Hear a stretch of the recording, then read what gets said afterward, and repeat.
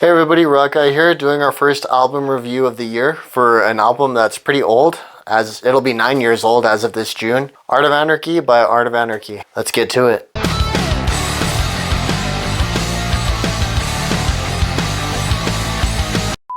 So Art of Anarchy, for those of you who are already familiar with the channel, is a very troubled supergroup I've discussed in length before. I don't really want to go too much into their history because it would be a very redundant and long video if I were to discuss everything that went down with this band. The gist of it though is it's a passion project formed between brothers guitarist John Voda and drummer Vince Voda, and guitarist Bumblefoot, best known as the ex-guitarist for Guns N' Roses.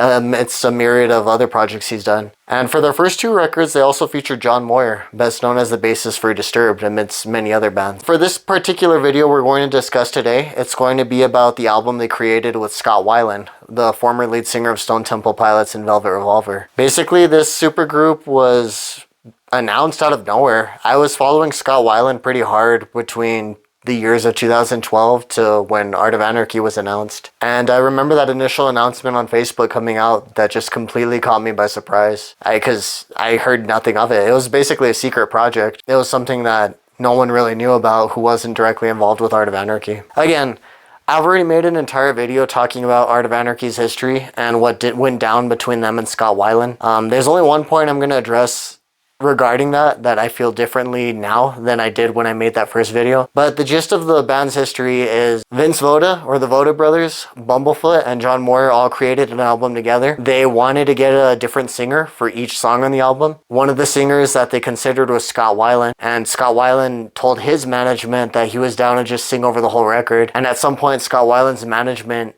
miscommunicated with Bumblefoot, and suddenly it was like announced that Scott Weiland would be singing, like the actual singer for Art of Anarchy. He would be a full-time member of the band. And this is something Scott Weiland himself denounced as soon as it was announced. When you saw that first announcement on Facebook pertaining to Art of Anarchy's debut, within like hours, literally hours, Scott Weiland dismissed it and said it was just a project he was paid to do. From then on, we had this really awkward, basically battle of words in the media, where you have Bumblefoot trying to save the band, trying to add words of encouragement for both himself and Art of Anarchy and Scott Weiland, and Scott Weiland literally saying that he just did it for money. So before I talk about the music on the album, I want to stress, so in that a look back video I made about Art of Anarchy, I wouldn't say any of my opinions regarding the situation between the Vodas and Scott Weiland seeped through. I put all my sources in that video. Like, everything I said had some sort of claim to verify it,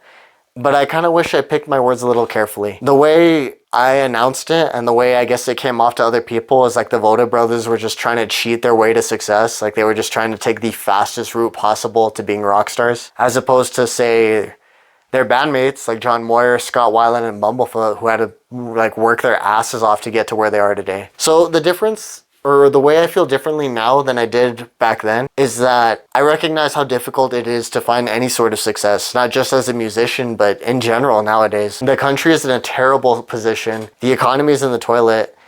And if the Vodas are in a place in life to where they can go about achieving their dreams, even if it's unconventional or different from what I expected, then more power to them. I don't begrudge them for the way things went down with Art of Anarchy, as far as trying to get a singer who people know, people already admire, and people like to be their frontman. And another thing I want to stress, and I'll probably readdress this later on when I talk about their most recent album, Let There Be Anarchy, is that none of the criticisms I have for Art of Anarchy stem from me being a big Scott Weiland fan. As you guys know, Scott Weiland is my favorite singer, but a lot of the problems I have with Art of Anarchy, in particular the most recent album they just put out, which we'll be discussing in a couple weeks, have nothing to do with the fact that I love Scott Weiland. And I will say this much, to give the Vodas and Bumblefoot and John Moyer credit, is yeah, maybe these guys didn't start out like playing clubs or making no money or just like being broke, like say Stone Temple Pilots did. But at the same time, with all the freaking nonsense Scott Weiland put them through, these guys have complete solidarity with Stone Temple Pilots and Velvet Revolver. These guys could talk in detail about how problematic of a person Scott Weiland is with the DeLeo brothers or Slash or even the Wildabouts. And that alone gives them more credit than I gave them initially. The fact that they had to put up with so much crap from Scott, not just throughout the year, but also dealing with his death. Like, that had to have been traumatic in and of itself. Because no matter how bad things got between them and Scott, they still created a wonderful piece of music together. And exchanging that creativity with another person, it's powerful. You get attached. And both of them made really great songs on this record. That's pretty much all I have to say regarding the exposition for Art of Anarchy.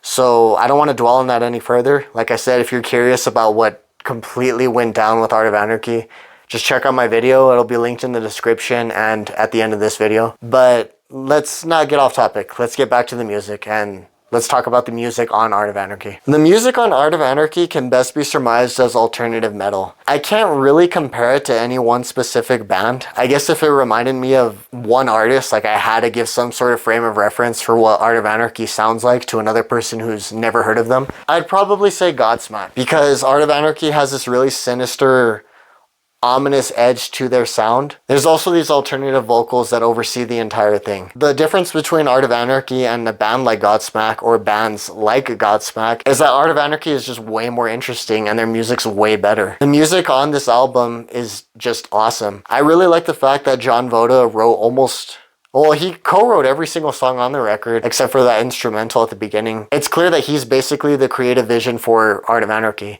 Like, Bumblefoot oversees them, he guides them, and Vince Voda will get a writing credit here and there. But it's pretty clear that John Voda is like the mastermind behind Art of Anarchy's sound, especially on this record. And that's one thing I really like, is that the majority of the album is literally Scott Weiland writing with John Voda. The playing on here is phenomenal. Vince Voda and John Moyer have a wonderful rhythm section, and Bumblefoot and John Voda alternate between the guitar solos. On the album, you could actually see who played what solo, and it's interesting because John Voda's solos are as good as Bumblefoot's. Like, they're both just amazing guitarists, and they add so much color to the record. If you're watching this video, if you follow this channel, you're probably here to listen to me talk about Scott Weiland, so let's get into that. Scott Weiland approaches this differently from any other project he's ever done before. I've always thought it was interesting that Scott Weiland, between him and the DeLeo brothers, was always the most committed to hard rock. The DeLeos never really did anything super heavy away from Scott Weiland, but Scott Weiland had Velvet Revolver, and now he has this project. Because Scott Weiland never really cared for metal. Like, if you look at even the heaviest material by Velvet Revolver and STP, it's nowhere near as heavy as this record. So to see him commit to this project with such a fervor and such a passion is compelling. It's fascinating. I will admit there's some parts of the album where Scott's clearly phoning it in, or he's not putting in as much effort as he can. For example, Small Batch Whiskey is one of my favorite songs on the album, both vocally and musically. But at the same time, it's also kind of redundant to another popular rock song. I'm not going to say which one because you probably already know. It doesn't really ruin the song for me. I still love the song, but I think it is an example of how Scott was just kind of like coasting along on some parts. Time Every Time's another example. I actually really do like Time Every Time. It has a solid riff and Scott gives a good rhythm to it. But at the same time, the melody isn't as inventive as it could be. Which is interesting because Scott will put in other songs where he's just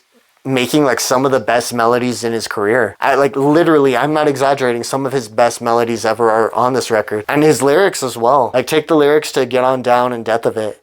Both of these seem to be these heartfelt dedications to his ex-wife. Being that this album was written prior to him getting married for the third time, I don't doubt that a lot of the songs on this record are dedicated to Mary Forsberg or Mary Weiland. In fact, Death of It has one of Scott's best lyrics ever. I want to say off the top of my head, it says, "Why surrender this way? I feel so raped, just like an open book that no one wants to read."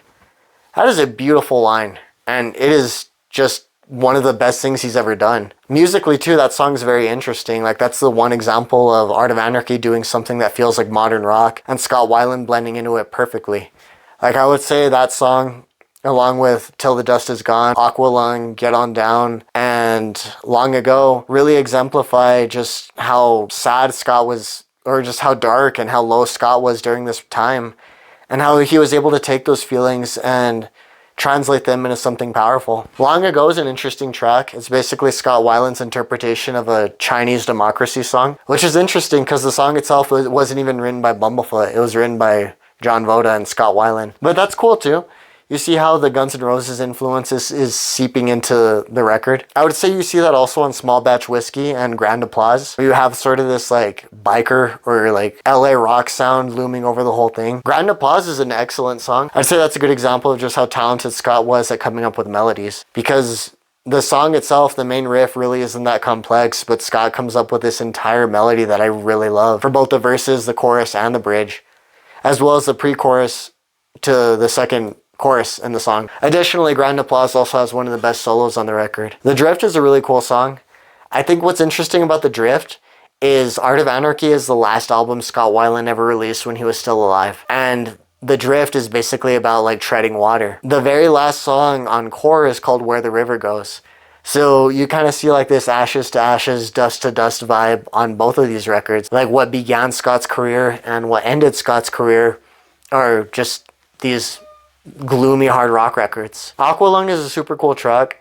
I really like this song because it shows off how inventive Scott was with his imagery. I was so worried when I saw the track listing that this was going to be a stupid Jethro Tull cover. And I thank God that it wasn't, because not only do I hate Jethro Tull, Scott Weiland's Aqualung is way better. And I'd say that's one thing that keeps this record going, like even when it is redundant. Like I think Time Every Time sounds like a Kiss song, but like fuck Kiss, you know, I don't care.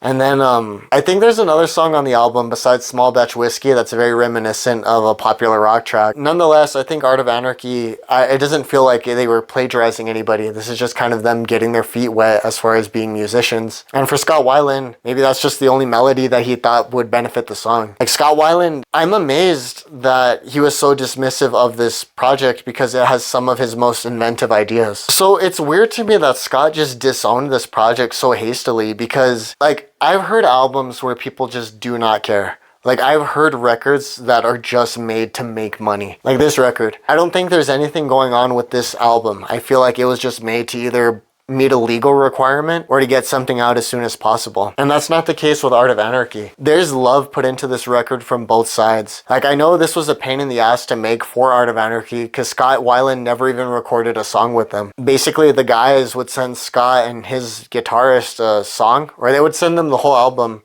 and Scott would record his vocals at a separate studio. It was recorded the same way that last Stone Temple Pilots record was made. Despite that, there's love put into it. Like, even if Scott's just kind of like overdubbing his voice, he put in some really good lyrics and some very inventive melodies on this album. I mean, I guess it's no surprise that Scott died the year this album came out, because in many ways, Scott was just done. Like, I think from 2011 to 2015, Scott was just coasting through life, and he stopped trying completely. And that's so sad, because Art of Anarchy to me was basically like a rope of life for Scott. It was his second chance. It was his opportunity to do the things he wanted to do. A few years prior to Art of Anarchy, or maybe around the time he joined Art of Anarchy, Scott Weiland said he wanted to front two bands. He wanted to do Stone Temple Pilots and Velvet Revolver simultaneously. Obviously that didn't happen because he burned both those bridges, but he did get the opportunity to do what he wanted.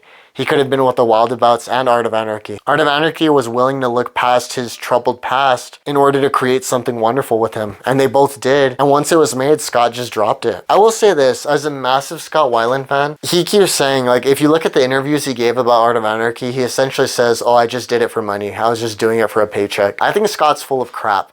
I'm pretty sure that is not why he did Art of Anarchy, and I'm going to tell you two theories as to why I think he joined this band. The first, and the most likely theory, is Art of Anarchy was going to be his parachute in case he got screwed over in the STP lawsuit. Like, let's say the judge just threw the book at him, and he wasn't going to get any royalties, he wasn't going to get anything from Stone Temple Pilots ever again. I think Art of Anarchy was going to be his failsafe, because Art of Anarchy just had a wider appeal than his solo project. The Art of Anarchy teaser that had Till the Dust Is Gone and Time Every Time, I think it got 100,000 views within the month it came out. It got more views in 1 month than his Modzilla music video did in like half a year. So the point is, people wanted to listen to Art of Anarchy.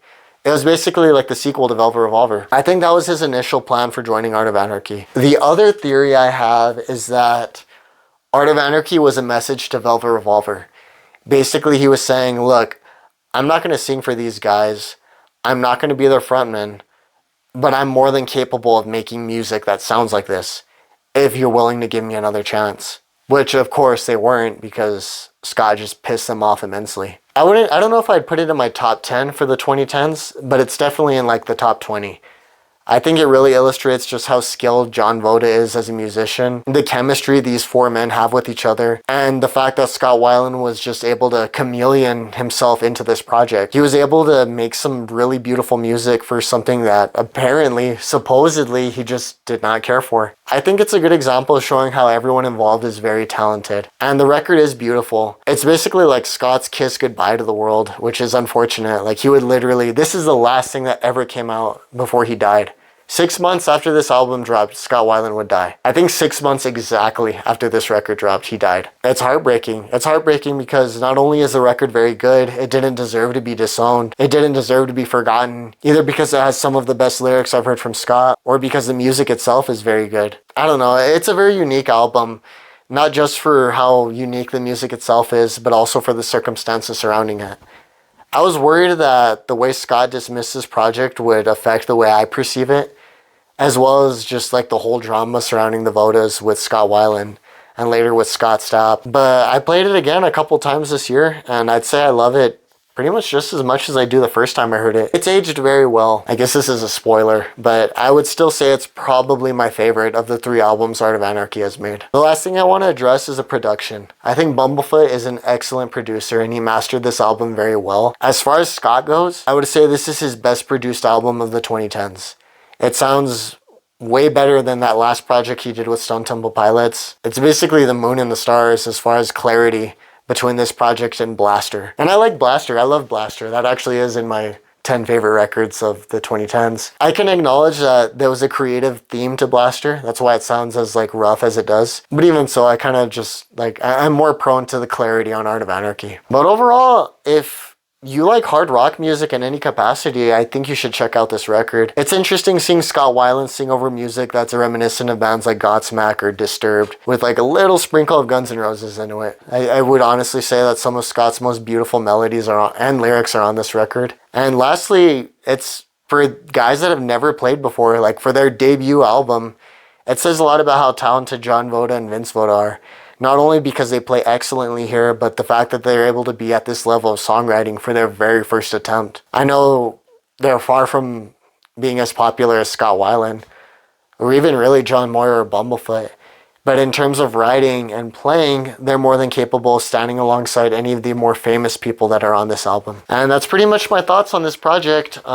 Stay tuned next week. We're going to have a review of The Madness, the sophomore album with Art of Anarchy. Another album that features one of my all-time favorite singers with Scott Stapp. And then following that, I'll talk about their most recent record, Let There Be Anarchy, with their newest singer, Jeff Scott Soto. So what do you think of Art of Anarchy? Did you like this record? Do you not like this record? Let me know down in your thoughts below, and maybe we'll start a conversation through it. As always, be calm, be cool, be collected, and see you soon.